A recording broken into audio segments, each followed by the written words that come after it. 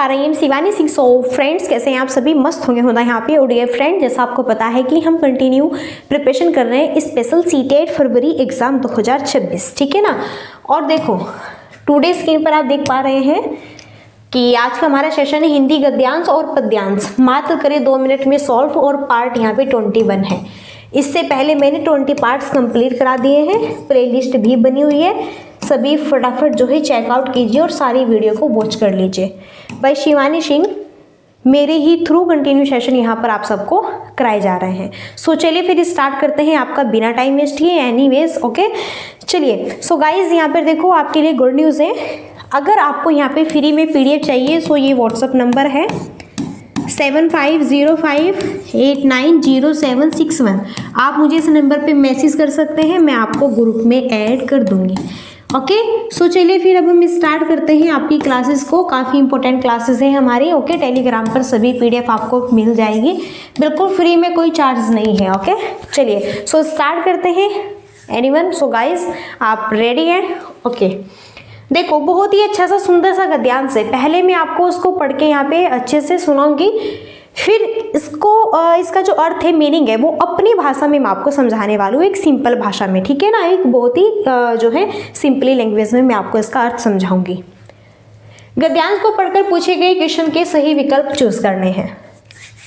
देखो, दूसरों को स्नेह देना और उनका सम्मान करना सामाजिक सफलता का एकमात्र मंत्र है। जीवन में सुख शांति और उन्नति चाहने वाले प्रत्येक महत्वाकांक्षी को सबसे पहले यही सीख धारण करनी चाहिए। महाभारत के जैसे ज्येष्ठ पांडव युधिष्ठिर के राजसूय यज्ञ में कृष्ण ने लोगों के स्वागत की जिम्मेदारी ली और बदले में वे उस यज्ञ के सर्वाधिक पूज्य व्यक्ति माने गए। जैसे ईसा मसीह, गौतम बुद्ध, महावीर, महात्मा गांधी जैसे महापुरुषों में रंच मात्र भी अभिमान न था। उन्होंने सदैव दूसरों को महत्व दिया और इस तरह से वे स्वयं महान बन गए। मान सम्मान का मूल्य चुकाना असंभव है।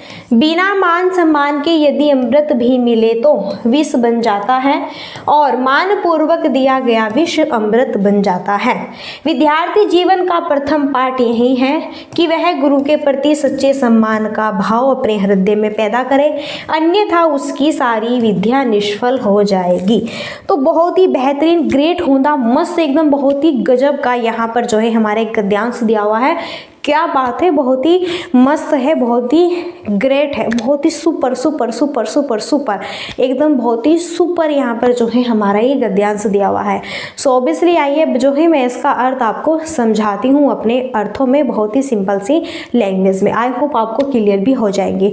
कहा गया है दूसरों को स्नेह देना और उसका सम्मान करना सामाजिक सफलता का एकमात्र मंत्र है। बिल्कुल सही बात है। देखो, अगर आप दूसरे को सम्मान दोगे, उसके साथ अच्छा व्यवहार करोगे, तभी तो वो बंदा आपका भी सम्मान करेगा, आपके साथ अच्छा व्यवहार करेगा। अगर आप उसको गाली गलौज दोगे, या फिर आप उससे लड़ाई झगड़ा करोगे, या फिर आप उसे जो है बुरा भला कहोगे, तो वो आपको सम्मान देगा? बिल्कुल नहीं, ठीक है। जीवन में सुख शांति और उन्नति चाहने वाले प्रत्येक महत्वाकांक्षी को सबसे पहले यही सीख धारण करनी चाहिए। कह रहा है कि अगर जीवन में आपको सुख शांति पानी है, जीवन को अच्छा यहाँ पे जीना है, बढ़िया मस्त तरीके से एकदम ओके, ठीक है, तो आपको दूसरों का आदर करना आना चाहिए, दूसरों का सम्मान करना चाहिए, अच्छे से व्यवहार करना चाहिए, गाली गलौच नहीं करनी चाहिए। ओके, सो ये सारी चीज़ें जैसे कि यहाँ पे महाभारत में हुए, जैसे कि कृष्ण हुए, पांडव हुए, युधिष्ठिर हुए, इन्होंने जो है किस तरह से लोगों के स्वागत की जिम्मेदारी ली, किस तरह से इन्होंने सबका सम्मान किया। ओके, सो ये सारी चीज़ें यहाँ पर हैं। क्लियर है ना? आई होप क्लियर हो गई होगी। और जैसे इन लोगों ने, जैसे कृष्ण भगवान भी मानते हैं इनको, तो भैया जी कृष्ण को भगवान जी भी कहते हैं। क्यों कहते हैं? क्योंकि ये सबकी मदद करते हैं, सबकी हेल्प करते हैं। इसलिए यही चीज़ यहाँ पे कही गई है कि आपको भी किस तरह से सबका क्या करना है, सम्मान यहाँ पर करना है। इस चीज़ को यहाँ पे महत्व दिया गया है।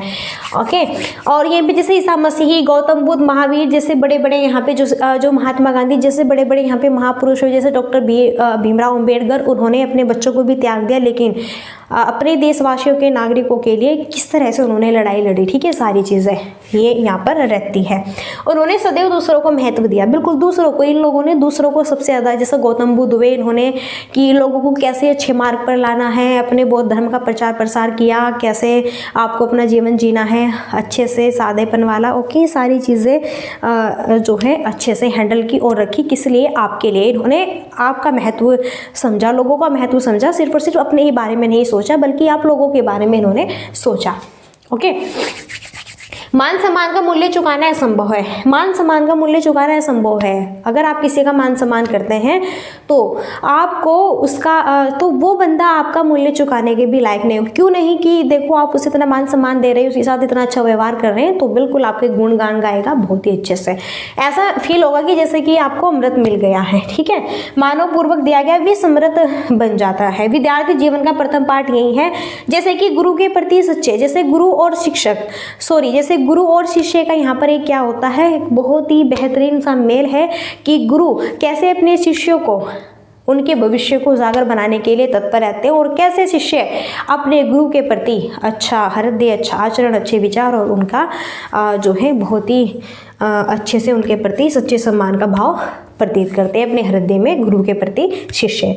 और अगर ऐसा नहीं करेंगे तो यहाँ पर अगर वो पढ़ रहे हैं विद्यार्थी, तो उनकी ऐसी विद्या क्या होगी, निसफल होगी, अगर वो अपने गुरुओं का ही सम्मान नहीं करेंगे। तो इसमें सिर्फ और सिर्फ यही कहा गया है, और इस तरह के ही आपके गद्यांश ज़्यादातर आते हैं सीटेट के पेपर में। चलिए अब फटाफट यहाँ पे सिर्फ और कुछ नहीं करना, अब हम क्वेश्चंस को यहाँ पे जो है अच्छे से फॉलो करेंगे, क्योंकि मैंने बहुत अच्छे से आपको बहुत ही सिंपल लैंग्वेज में इसका अर्थ समझा दिया है। अब मैंने समझाए जैसे जैसे वैसे वैसे आपको क्वेश्चंस फटाफट देखो किस तरह हम सॉल्व करेंगे एकदम बेहतरीन तरीके से, ऐसे चुटकी में, ठीक है ना। चलिए, सामाजिक सफलता का एकमात्र मंत्र क्या है? सामाजिक सफलता का एकमात्र क्या मंत्र है ये बता रहा है। सामाजिक सफलता का एकमात्र मंत्र क्या है? भेदभाव करना ना, ईर्ष्या द्वेष करना, दूसरों को स्नेह देना और सम्मान देना, क्या युद्ध करना। क्या आपको सामाजिक सफलता का एकमात्र मंत्र क्या है? समाज में आप रहते हैं तो उसका एकमात्र यहाँ पर मंत्र क्या होगा कि आप भेदभाव करो, कि आप यहाँ पे जो है बच्चों में भेदभाव कर रहे हैं। देखो स्कूल में जो बच्चे हैं अगर आप उनमें भेदभाव कर रहे हैं तो ये चीज़ क्या है, गलत है। ईर्ष्या द्वेष करना, दूसरे से जलना, जलन फील करना, उसकी चुगली करना, ये करना, ऐसा समाज में बहुत होता है, बहुत होता है ये समाज में, ठीक है ना। युद्ध करना, क्या ये चीज़ें आपकी गद्यांश में कही गई? नहीं, गद्यांश में कहा गया है दूसरों को स्नेह देना और उनको सम्मान देना, ठीक है ना।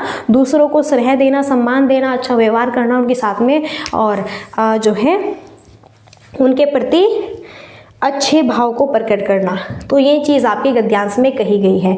कही गई है कि नहीं, मैं खुद नहीं कह रही हूँ, जो चीज़ गद्यांश ने कही है वो चीज़ मैं फॉलो कर रही हूँ, बाकी मैं अपनी तरफ से कुछ नहीं कह रही हूँ, ठीक है। चलिए अब स्क्रीन पर सेकंड क्वेश्चन है, स्वयं महान बनने के लिए क्या करना चाहिए? अगर स्वयं महान बनना है तो उसके लिए क्या करना चाहिए? अगर आपको ये दिखाना है कि मैं ग्रेट हूँ सभी के प्रति, समाज के प्रति, ओके, अपने रिलेशनशिप में, समाज के प्रति, अपने घर परिवार में दिखाना है मैं ग्रेट हूँ, महान हूँ, कैसे दिखा सकते हैं? क्या दूसरों को हीन समझना चाहिए? क्या दूसरों को निम्न कोटि का समझना चाहिए? क्या दूसरों को अपमान करना चाहिए, या फिर दूसरों को सम्मान देना चाहिए? तो अगर आपको स्वयं को महान बनाना है तो देखो, अगर दूसरों को हम हीन समझेंगे, हीन का मतलब होता है कि आप अपने से नीचा समझ रहे हैं, हाँ तेरे पास कुछ नहीं है, चल तू फुट, तेरे पास कुछ नहीं है, तेरे पास तो बाइक भी नहीं है, कार भी नहीं है, देखो कैसे पैदल चल, देखो कैसे जो है खेतों में कार्य करता है, ठीक है ना। ये ऐसा नहीं, यहाँ पर ऐसे नहीं तो महान बनोगे, या दूसरों को निम्न कोटि के समझोगे कि चलो ये गरीब है, देखो फुट यहाँ पे मेरे पैरों की जूती है, ठीक है, इस तरह से आप समझोगे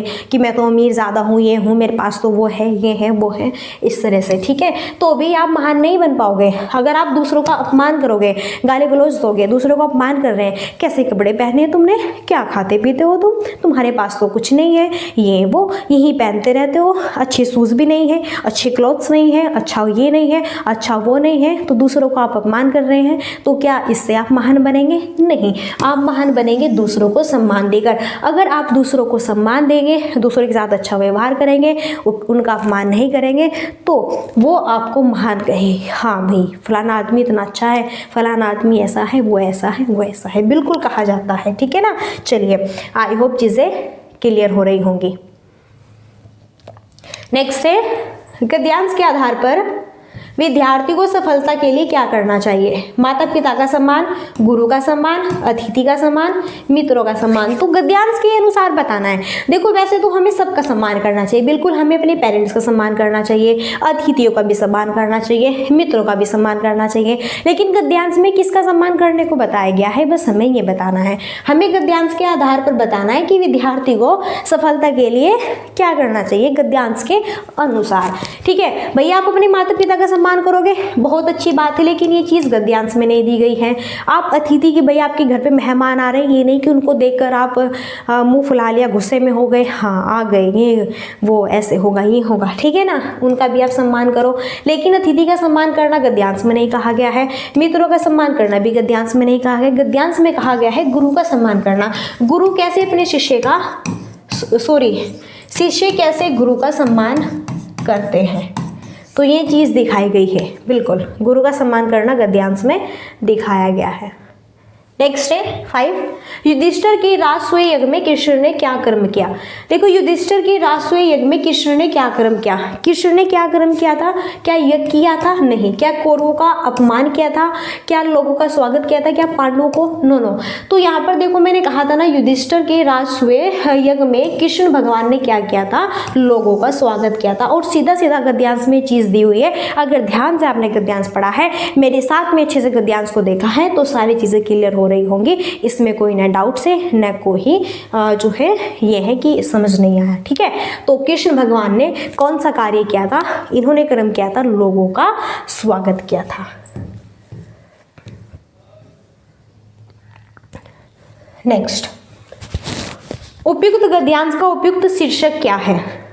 उपयुक्त गद्यांश का उपयुक्त शीर्षक क्या है, स्नेह और सम्मान देना, राष्ट्रीय यज्ञ, विद्यार्थी, गुरु सम्मान। अब ये बताना है गद्यांश का सबसे जो इम्पोर्टेंट यहाँ पर शीर्षक है, जो गद्यांश का मेन शीर्षक है, जो मेन पार्ट्स हैं यहाँ पर, वो क्या है। जैसे कि हम कोई पोएम्स लिखते हैं, कोई कहानी लिखते हैं, उसका एक उद्देश्य होता है, उसका एक कि भैया हम लिख रहे हैं गरीब परिवार के बारे में, तो उसका एक उद्देश्य क्या हुआ, गरीब परिवार के बारे में लिख रहे हैं, उसकी स्टोरी। ठीक है, ऐसे ही इस गद्यांश में एक उपयुक्त शीर्षक क्या दिया हुआ है, क्या राष्ट्रीय यज्ञ के बारे में, विद्यार्थी के, गुरु सम्मान के।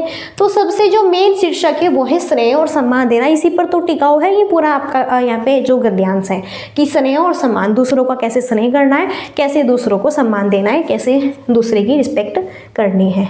आइए अब गद्यांश यहाँ पे फिनिश हुआ। अब आपके बीच में बहुत ही बेहतरीन होना सा वेलकम एक बार फिर से आपका आपके अपने यूट्यूब चैनल एग्जामिनेशन हब पर। और आज हम देखने वाले काव्यांश, बहुत ही अच्छा यहाँ पे कविता, इसको पढ़ेंगे और यहाँ से जितने भी क्वेश्चंस बनते हैं उन्हें बहुत ही अच्छे से हम फॉलो करेंगे। तो पहले ध्यान से मैं आपको इसको पढ़कर सुनाती हूँ, फिर आपको पता है मैं इसका अर्थ अपने शब्दों में यहाँ पे बताऊंगी। ठीक है ना। सो इसमें एनीवन कोई डाउट्स, सो प्लीज कोई डाउट्स है आप मुझे फटाफट नीचे बता सकते हैं कमेंट बॉक्स में। देखो, नया प्रात है, नई बात है, नई किरण है, ज्योति नई, नई उमंगे, नई तरंगे, नई आस है, सांस नई, युग से मुरझाए सुमनों में नई नई मुस्कान भरो, उठो धरा के अमर सपूतों, पुनः नया निर्माण करो, डाल डाल पर बैठ विहग, कुछ नए सब्रों में गाते हैं, गुनगुन गुनगुन करते भोरे, मस्त उधर मंडराते हैं, नवयुग की नूतन वीणा में नया राग नवगान भरो, उठो धरा के अमर तो पुनः नया निर्माण करो। और ऐसे ही यहाँ पर पद्यांश यानी कि काव्यांश आपके पूछे जाते हैं एग्जाम में। जी हाँ, जिससे कि आपके मन से कुछ ऐसी बढ़िया बढ़िया चीज़ें उत्पन्न हो, एक अच्छे तरीके से आप मोटिवेट हो, है ना। तो ऐसे ऐसे ही गद्यांश आपके स्पेशली मोस्टली पूछे जाते हैं एग्जाम में। अभी देखो क्या कहा गया है, ध्यान से। नया प्रात है, नई बात है, जैसे ही सुबह उठती है, सुबह की नई किरणें, सुबह की नई किरणें, सुबह की नई चांदनी, सुबह की नई रोशनी, सुबह का नया जीवन, आपका सुबह की नई ज्योति आपके जीवन में उजागर होते हैं। नई उमंगे, नई तरंगे आती है और आपके मन में नई आस और नई सांस आती है। जैसे सुबह मॉर्निंग टाइम में जब आप उठते हैं, आप खुद ही देखते हैं कैसा फील करते हैं आप अपने मन से। ऐसा फील होता है कि जैसे कि मेरे सामने नई किरणें हैं, नई ज्योति आ गई है और नई सांस में ले रहा हूँ, नई आस मेरी होगी कि आज पूरे दिन मुझे क्या करना है क्या नहीं करना है। एक नई आस से मेरी सुबह हुई है यहाँ पर। ठीक है, युग से मुरझाए सुमनों में नई नई मुस्कान भरो। ओके, उठो धरा के अमर सपूतो, पुनः नया निर्माण करो। उठो धरा के सपूतो यानी कि उठो, उठो यहाँ पे विश्व के पुत्रों और जो है अपने देश का निर्माण करो। जैसे डाल डाल पर बैठे जो विहंग, विहंग का मतलब क्या होता है? पक्षी। जैसे डाल डाल पर पक्षी बैठे क्या करते हैं? देखो जो पक्षी है चै चै करते हैं सुबह के टाइम, बहुत ही, जी हाँ बिल्कुल, अपनी अपनी उसमें भाषा में। तो उसका मतलब क्या होता है कि वो गीत गा रहे हैं अपने स्वरों में, गुनगुन गुनगुन करते भौरे मस्त, जैसे भौरे मंडराते हुए फिर रहे हैं गुनगुन करते हुए। नए युग की नूतन वीणा में नया राग नव गान भरो, उठो धरा के अमर सपूतो, तुम नया निर्माण करो। तो यही चीज़ कही गई है कि कैसे कैसे हमारी प्रत्येक दिन नई सुबह होती है, और जब हम उठते हैं हर प्रत्येक दिन के लिए हम अपना पूरा जो टाइम है किस तरह हम हैंडल करेंगे, क्या क्या चीज़ें करने वाले हैं आज, हम क्या नहीं करने वाले हैं, सारी चीज़ें हम एक बहुत ही अच्छे से अपने माइंड में लिस्ट बनाते हैं। एक नई उम्मीद लेके आती है सुबह की नई किरणें, एक नई ज्योति लेके आती है, नई सांसें लेके आती है, नई नई चीज़ें लेके आती है। कैसे हमें मोटिवेट होकर के अपना बेहतरीन तरीके से निर्माण करना है। कहा गया है कि जैसे कि हमारे देश के जो यहाँ पे नौजवान जो यहाँ पर वीर हुए, उन्होंने हमें किस तरह से अपना बलिदान देकर कैसे यहाँ पर हमें जो है स्वतंत्र बनाया। ठीक है, ये सारी चीज़ें इसमें कही गई है। आइए अब बिना टाइम वेस्ट किए हम फटाफट आपके क्वेश्चंस को फॉलो करते हैं। ओके चलिए, आई होप आपको समझ आ गया होगा, कोई भी डाउट्स नहीं होगा। सो अगर है सो आप मुझे बता सकते हैं। चलो, आपके बीच में बहुत ही बेहतरीन सा गद्यांश था और बहुत ही बेहतरीन सा काव्यांश था। आशा करती हूँ मैं यहाँ पर आपको समझ आ गया होगा। काव्यांश में किस नई चीज़ की ओर ध्यान दिलाया गया है? नई इमारत, नई पोशाक, नई ज्योति, नई शिक्षा। तो काव्यांश में किस नई चीज़ की ओर ध्यान दिलाया गया है? देखो काव्यांश में किस नई चीज़ की ओर ध्यान दिलाया गया है, यानी कि कहने का मतलब है काव्यांश में किस नई चीज़ की बात कही गई है। क्या नई इमारत का मतलब है क्या आप नए नए मकान बनाओ, नए नए मकान बनाओ, तो क्या नए मकानों की बात कही गई है गद्यांश में? नहीं। नई पोशाकें का मतलब क्या आप प्रत्येक दिन नए नए वस्त्र यहाँ पे बनवाओ, पहनो अच्छे अच्छे, ठीक है ना, इसकी भी बात नहीं की गई है। क्या बात की गई है? नई शिक्षा कि प्रत्येक दिन आप नई नई शिक्षा ग्रहण करो, ज्ञान यहाँ पर देखो, इसकी भी बात यहाँ पर गद्यांश में नहीं की गई है। गद्यांश में की गई है नई ज्योति। जी हाँ, ज्योति शब्द आया कि नहीं आया? बिल्कुल आया है, इसलिए यहाँ पर जो है सी ऑप्शन हमारा करेक्ट होगा। जैसे कि सुबह की किरणें हमारे लिए नई उमंगे, नई तरंगे, नई ज्योति लेके आती है, वही चीज़ आपकी काव्यांश में कही गई है। ओके चलिए, अभी आगे है नेक्स्ट। एक मिनट,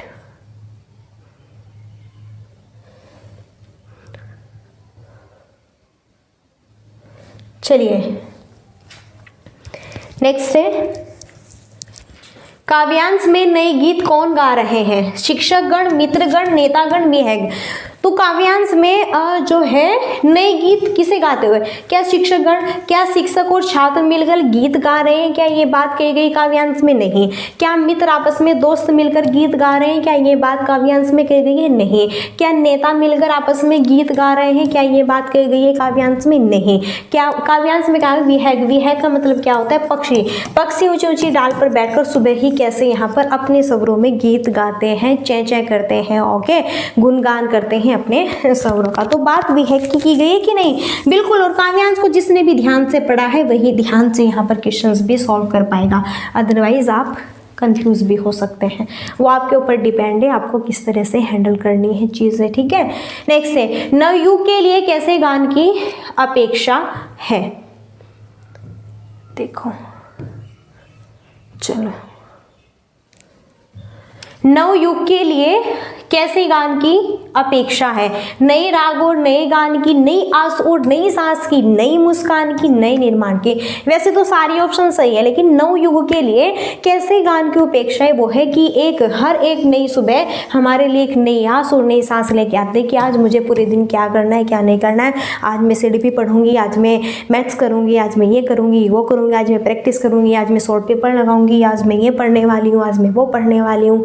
ठीक है ना, इस तरह से हम नई नई चीज़ें, बहुत सारी चीज़ें होती हैं, आज मैं ये बनाऊंगी, ये बनाऊंगा, ये खाऊंगा, ये करूंगी, वहाँ जाऊंगी, ये करूंगी, ठीक है।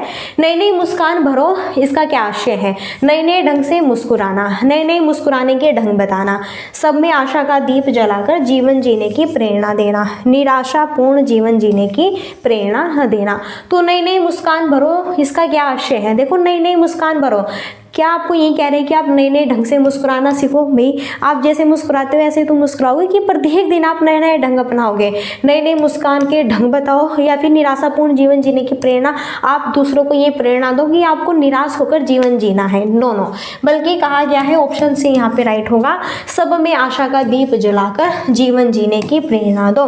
सब में मोटिवेशन को यहाँ पे फॉलो कराना है, सभी को उसके जीवन जीने की कला यहाँ पे बताना है, कैसे आप अपने जीवन को बेहतर तरीके से, एक अच्छे तरीके से यहाँ पर जी सकते हैं, ये सारी चीज़ें, ठीक है।